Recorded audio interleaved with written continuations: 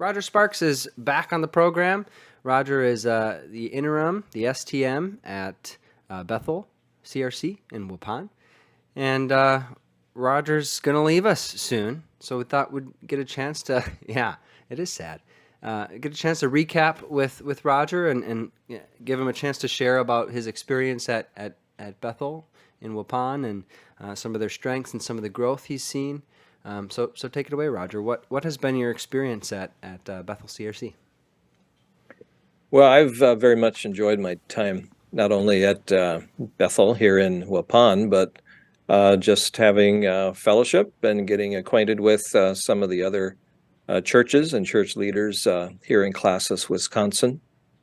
And we started out September 1 of not last year, but actually the year before. So this brings us to about a year and a quarter of service, getting to know people, working with the council, just functioning as a pastor also. Roger, in this congregation. Is there a term limit on STMs? Like, is there a maximum number of time you can serve at a church? I don't know if there's a maximum exactly, but you start out with a year. And it's like there's a template for a contract in 3-month increments, basically.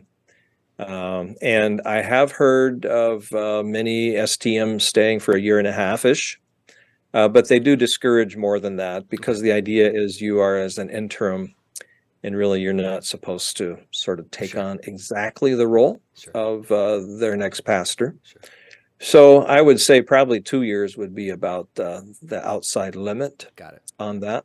Sorry. But they look at different situations and they evaluate too based on local needs and so forth. So anyway, been here for a year and 3 months. And it'll be a year and 4 months when we wrap things up, Lord willing, on January 1, actually, of 2023. So what's the work of an STM? Well, we didn't come in really to do a lot of problem solving or things like that here. Bethel's a healthy church, good leaders, good staff, many volunteers. Although I do know that just like everywhere else, as families are increasingly busy, it is challenging. And you have to ask more than once sometimes to get all the positions filled.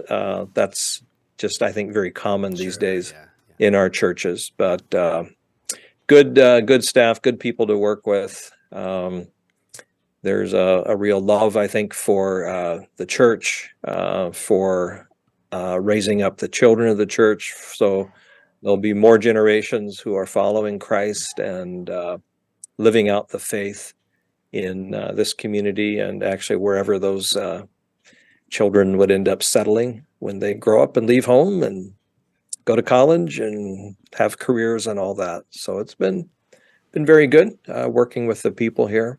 And the interesting thing about being an interim pastor, I'm finding out, is that you get to move and settle into another community and get to know more of the family of God. The downside is that you have to say goodbye to those that you've just grown to know and love and appreciate, and you have to move on to the new challenges and the new opportunities. So that'll be coming up for us here in the next few weeks. Some of the goodbyes as well as exploring the new opportunities. You mentioned to me before we started recording that you stepped into and you mentioned here now, you stepped into a healthy church following a pastor that was well loved and was a great pastor at Bethel before you. How often in the work of an STM or an interim pastor is that the case, or is it more likely that you're stepping into a situation where there's some stress? Well, I think the program was developed in large measure to do what you said last, namely to help out churches that have been through difficulties of one sort or another, and to guide them through that while they're getting ready to call their next pastor. I do think, though, that other denominations have work with the interim idea for many, many years. And they've seen value in what I'm doing here, namely creating some space between pastor who was here a long time and well liked, Yeah. and whoever would be next. Yeah. And that the mindset is that we were given in our training is like if it's a year program, the first 6 months you serve the church that you're helping, and the next 6 months you're actually serving whoever will be the next pastor Wow. Yeah. by just helping them get ready for calling and receiving another pastor. So that's a model that's out there in other denominations, and it's starting to catch on, I think, too, in the CRC. Yeah. Not We just to go in and troubleshoot, but actually just to create some healthy space yeah. to make it easier for the next pastor We who had that doesn't have very to live. scenario here in Yeah, yeah, Oostburg. Les, I yeah, mentioned this before. Les Kuiper was here for 22, 23 years, something like that, yeah, and served our yeah, church wonderfully. And so, yeah. what do you do next? You know, right? Do you have to find a perfect replacement for Les Kuiper? Boy, that would be really difficult. So we had Tom Pettinga in for a year and a half, maybe it even extended to 2 years, because whoever was going to come after Pastor Les was going to be different than Pastor Les, and we needed to Hmm. understand as a church. And Pastor Tom did a great job in showing the church that we can make Yeah, it with a different kind of guy. It's okay. yeah. And when I moved here to Bethel, I heard Pastor Jeff's name quite often, Mm, and I didn't feel threatened by that no. because you know I'm the interim, and I think that's part of the whole idea is to allow people also space to grieve, to acknowledge that Yeah, yeah, their beloved pastor has moved on, and not to be comparing their next pastor to him from the get-go. So, as I like to say, I come in to lower the bar a little bit just yeah, to make it easier for the next pastor. yeah, And at the same time, it's just been a real joy to be here yeah. and to serve the folks here in Waupun. What are some ways? What are some strengths that you recognize at Bethel CRC?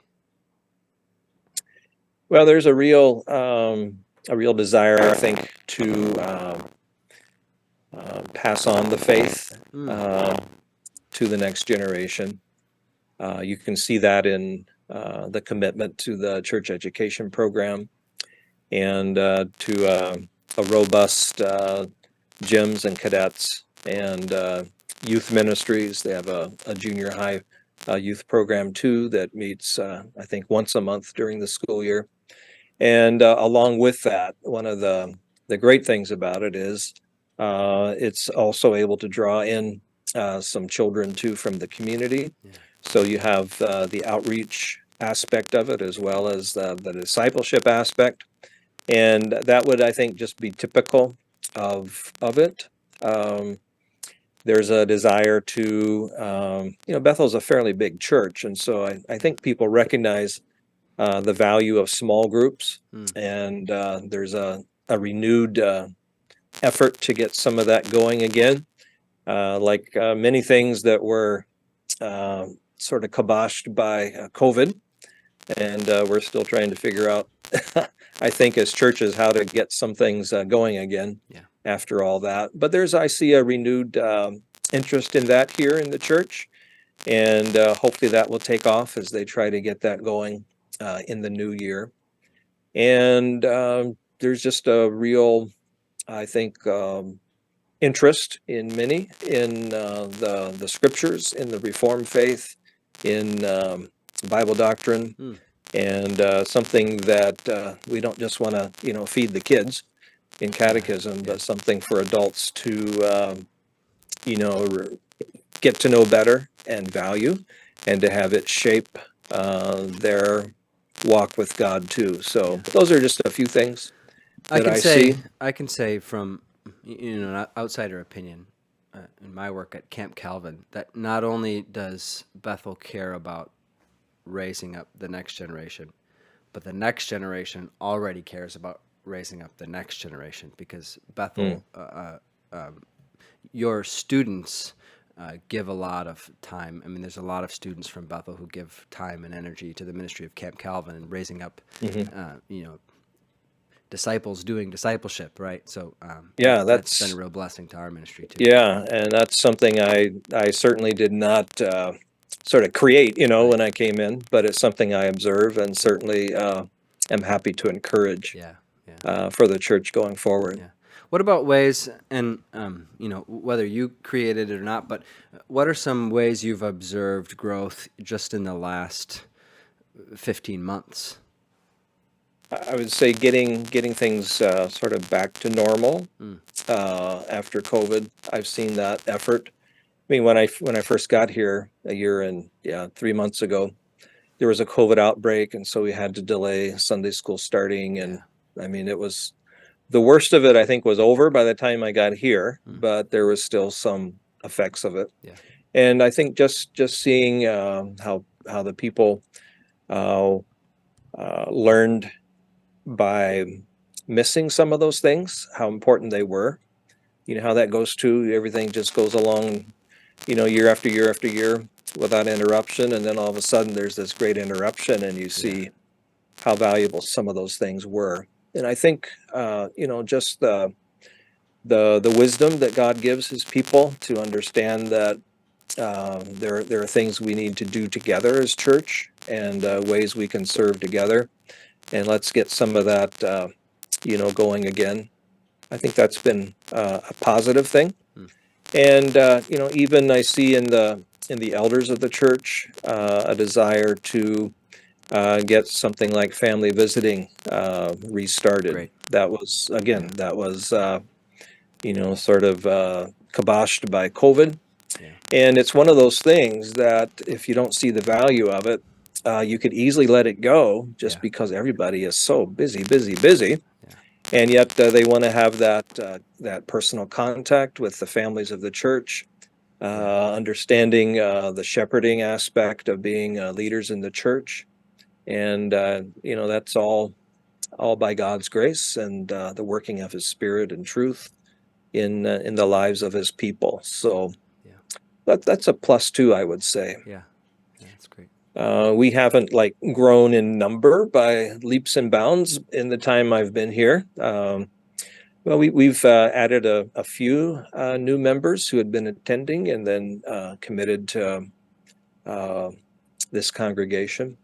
And so that's always gratifying too when you see, some fruit on the labor. And it really is like Paul said, one plants, another waters. God gives the increase, and so the glory goes to God. Yeah, amen. Well, if you could leave Classis, Wisconsin with an address, what word would you give to us? Oh, to the Classis. Yeah.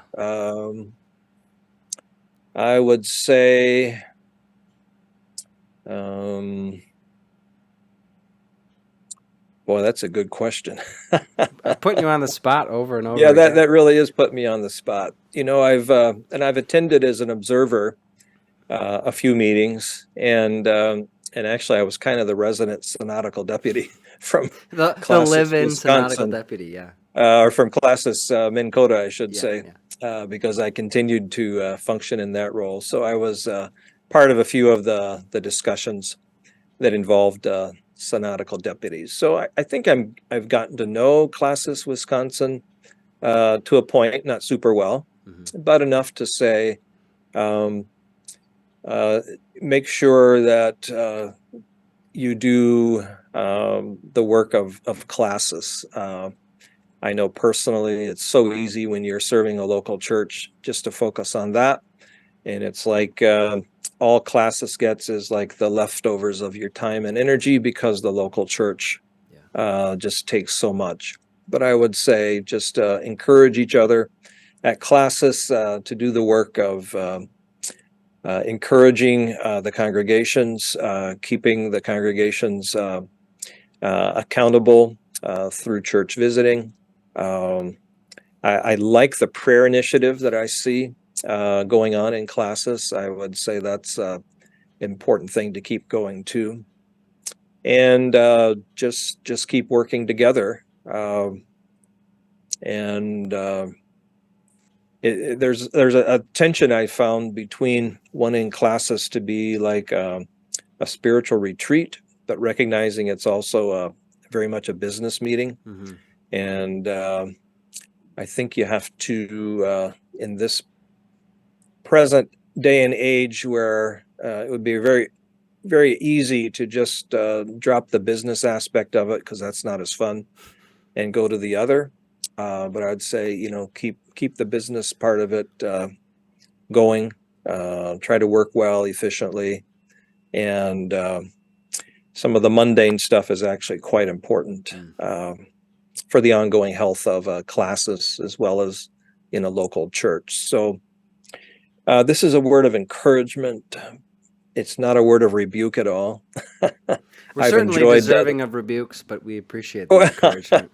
No, I've enjoyed getting to know other pastors and some others too from Classis, Wisconsin, and now I'll have an opportunity to get acquainted, I guess, with Classis Atlantic or Northeast in our next assignment. So that will be interesting and challenging too. Roger, how can we be praying for you during the transition and or for Bethel?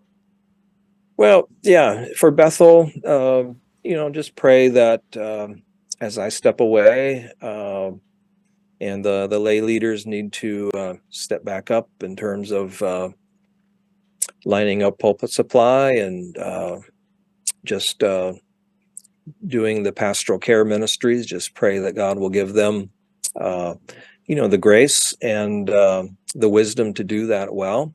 You can pray for the search team. They have a good team in place, and I think they have a good sort of method for their search for a new pastor.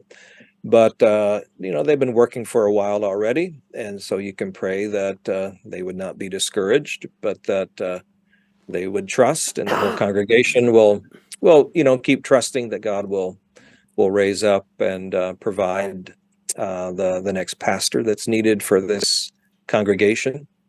And yeah, it's a healthy church, I think, in many ways, but healthy churches also need pastors. So just pray that God will supply that need in due time and give patience in the meantime. For us personally, as we move on, there's the whole move aspect of it. There's the settling into a new community where you really don't know anybody.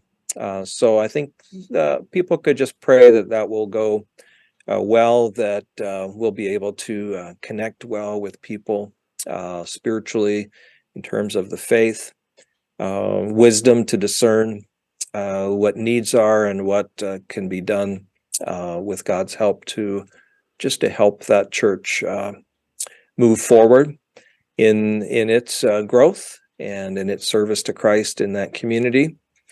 And I had no idea that church was even there, and so that's going to be quite interesting and yeah, a bit challenging too, just to step into a brand new situation, and all the while be asking and praying, God, what would you have us do here? So lots of wisdom, patience, discernment, and love. It takes love, right, for people, and especially when you're stepping into the new situation, to learn to genuinely care for people is super important in pastoral work. So those are things that come to mind with that question. So we'll be praying for you and for Bethel too as they do that careful work of the search committee. All right. Thanks Thank for you. your time today, Roger. Appreciate it. Absolutely. Yeah. Thank you, Zach. Take care.